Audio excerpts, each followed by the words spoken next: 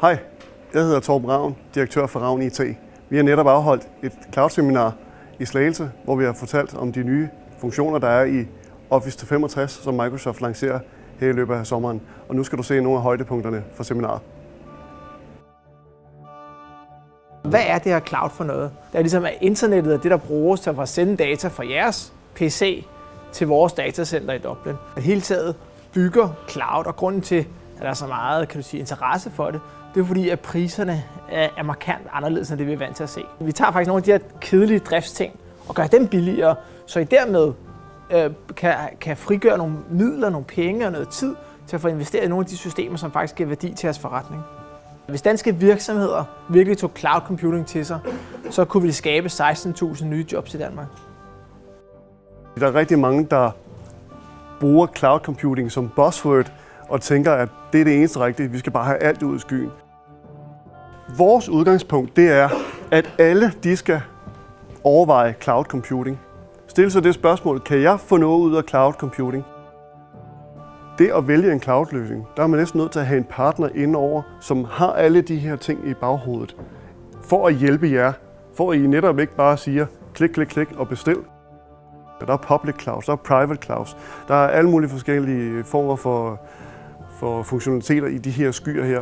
Hvor er Ravn IT så i hele det her cloud-aspekt? Vi har en berettigelse som cloud-partner. Vi er first mover. Vi har ansat Ulrik, og han har arbejdet med cloud computing i 3 år efterhånden. Og det har Ravn IT også igennem andre hostede produkter. Så får I selvfølgelig certificeret support. Så har vi mange års erfaring. Vi kan give jer den rådgivning og sparring, der skal til. Så er det selvfølgelig også med til at forretningsoptimere og få en succes ud af cloud. Hvis du stod og holdt det samme chance om 1 eller 2 år, så vil jeg nok sige, at alle skulle køre i skyen.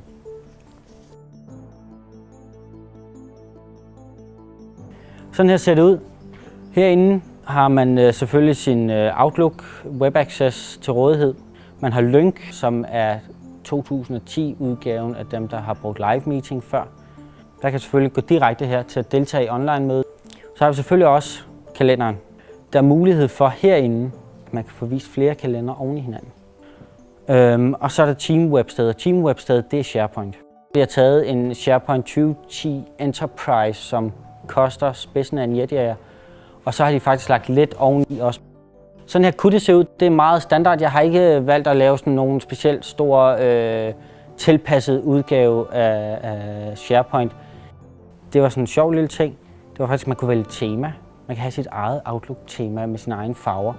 Og det er noget, som faktisk betyder mere, end man lige tror for rigtig mange ganske almindelige brugere. Det er, at de kan lige få lov til selv at vælge, hvordan det skal se ud.